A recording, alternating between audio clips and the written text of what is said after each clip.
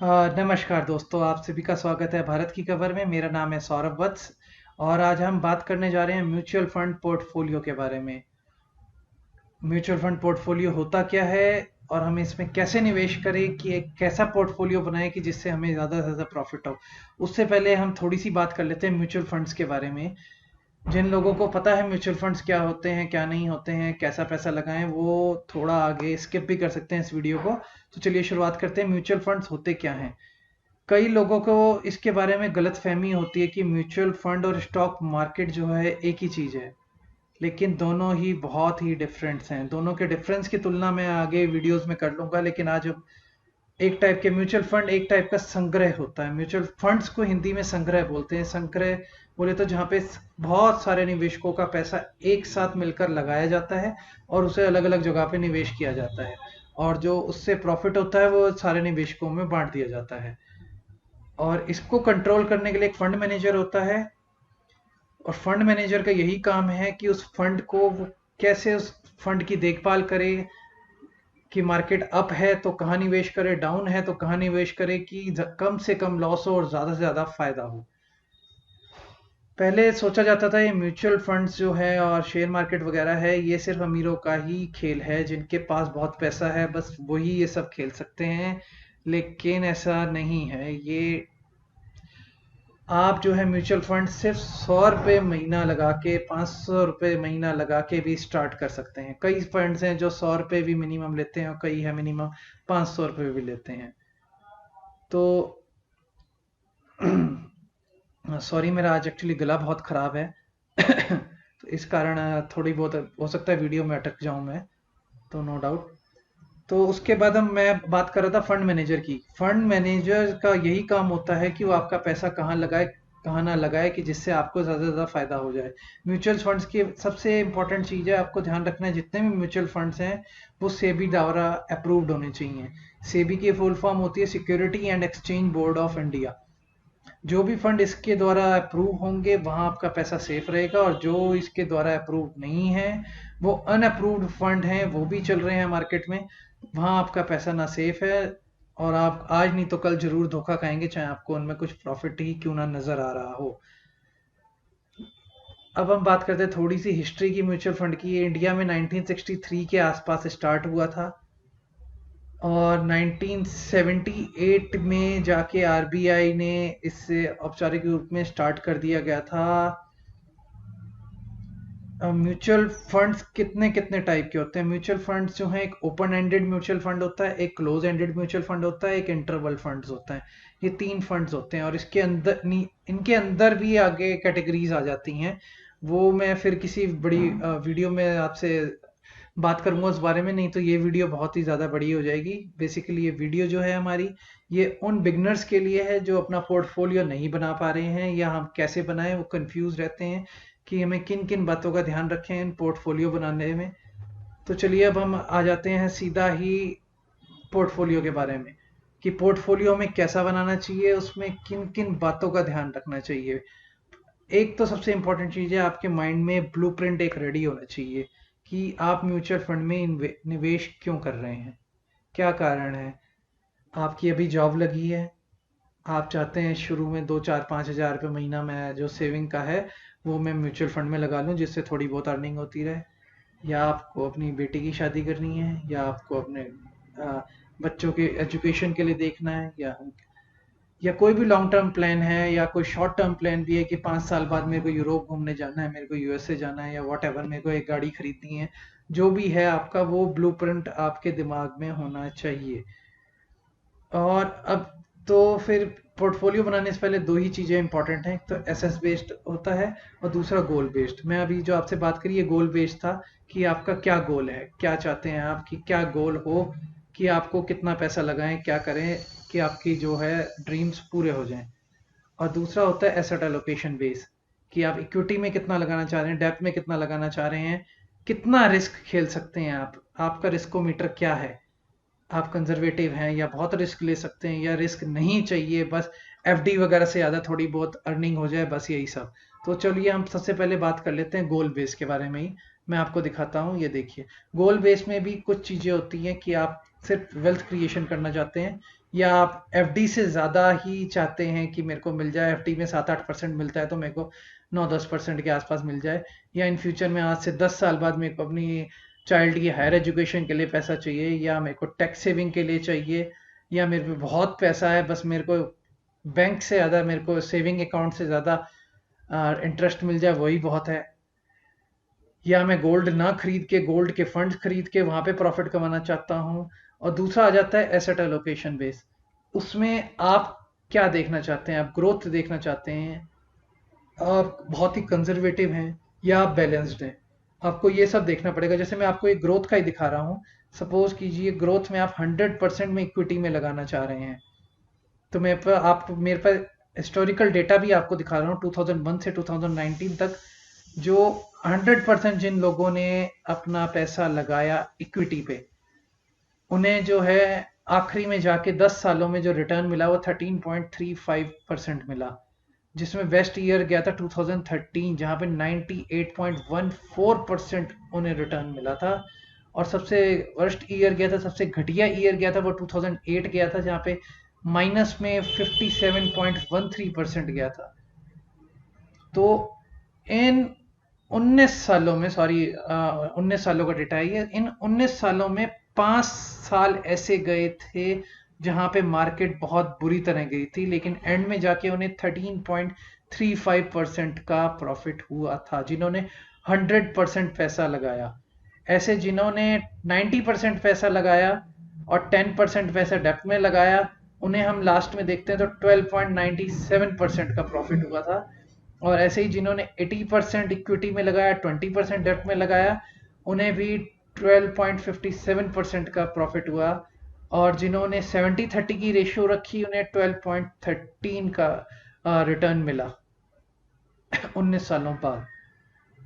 तो ये तो हो गई जो जिन्हें ग्रोथ चाहिए, जिन लोगों को। और कई लोग होते हैं जो बैलेंस्ड खेलना चाहते हैं कि मैं इक्विटी में भी लगाना चाहता हूँ, डेट में ही लगाना चाहता हूँ। उन्हें भी एवरेज जो है 11% से लेके 12% के अराउंड मिल जाता है। लेकिन ये जो गेम है ये सिर्फ और सिर्फ उन्हीं लोगों के लिए जो लॉन्ग टर्म खेलना चाहते हैं।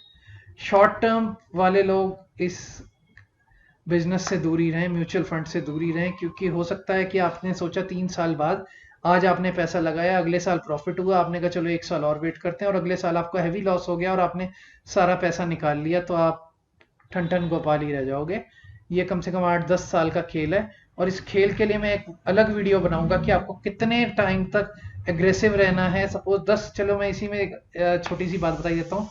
आपका 10 सालों का प्लान है, 10 साल में 7 साल आपको एग्रेसिव खेलना है, और फिर आपको धीरे धीरे अपना इक्विटी का पैसा डेप्थ की तरफ लेके जाना है, अगर मार्केट सही रही तो। इसके इसके बाद ही आप ज्यादा से ज्यादा परसेंटेज पैसा बचा पाएंगे।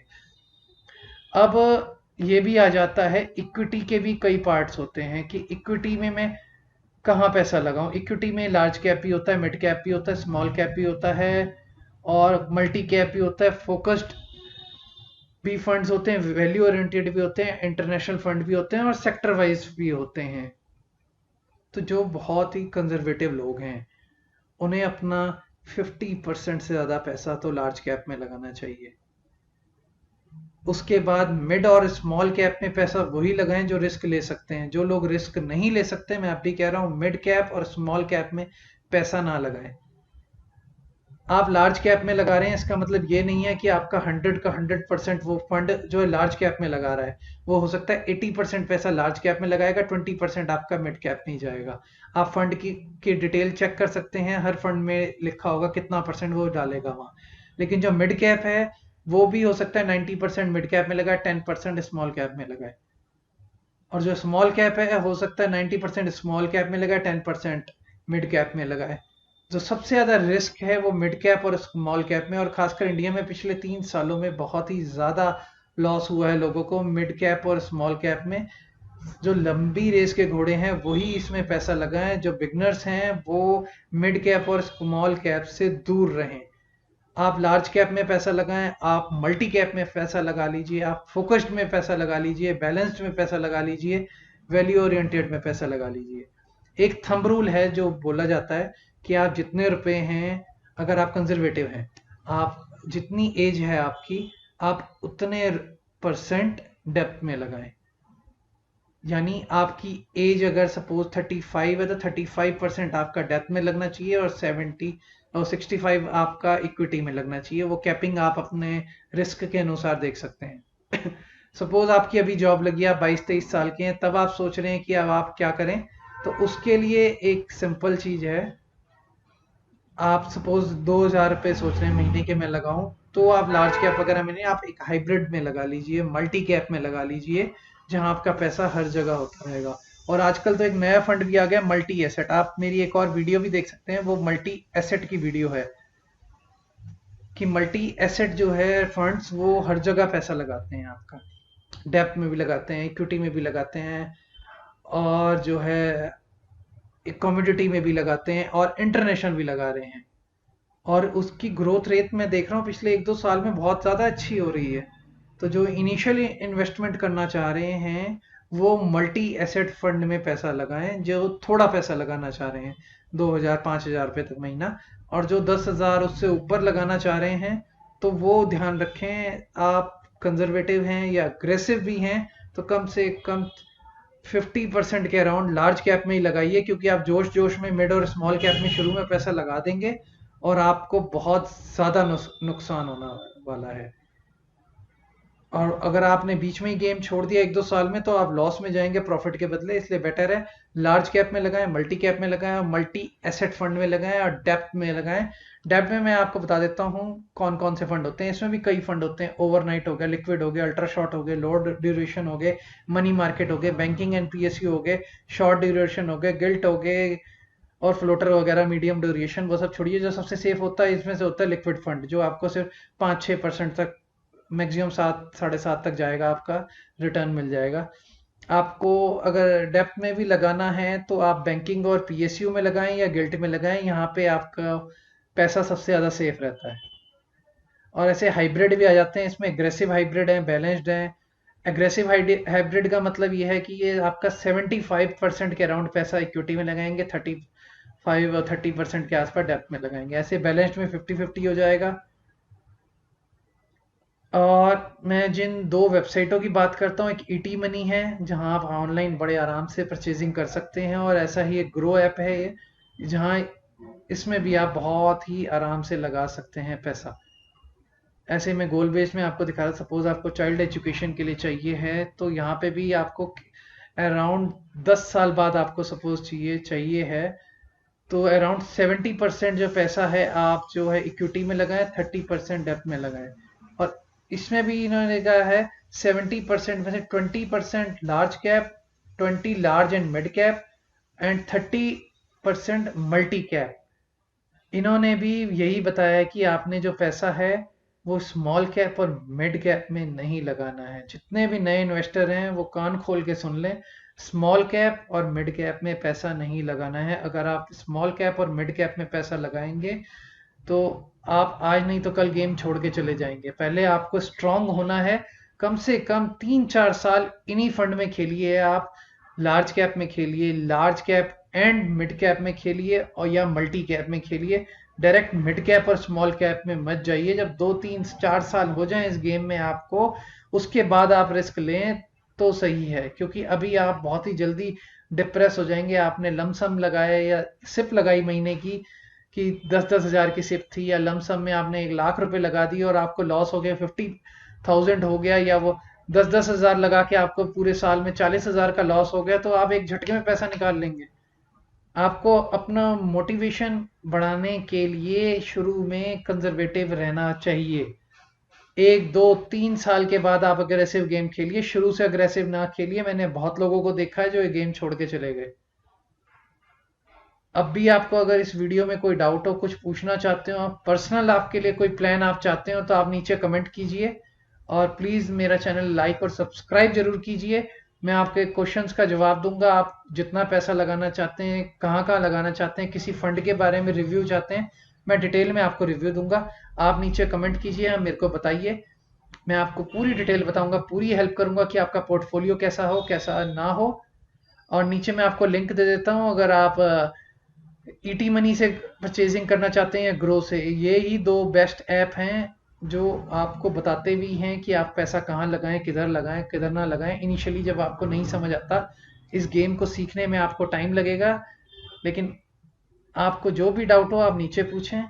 चलिए, अब वीडियो काफ़ी बड़ा हो चुका है। Thank you very much. अगर कोई भी डाउट हो कमेंट करें, मैं आपको पूरी हेल्प करूंगा। Thank you very much. Bharat की खबर में धन्यवाद। प्लीज़ मेरा चैनल सब्सक्राइब करना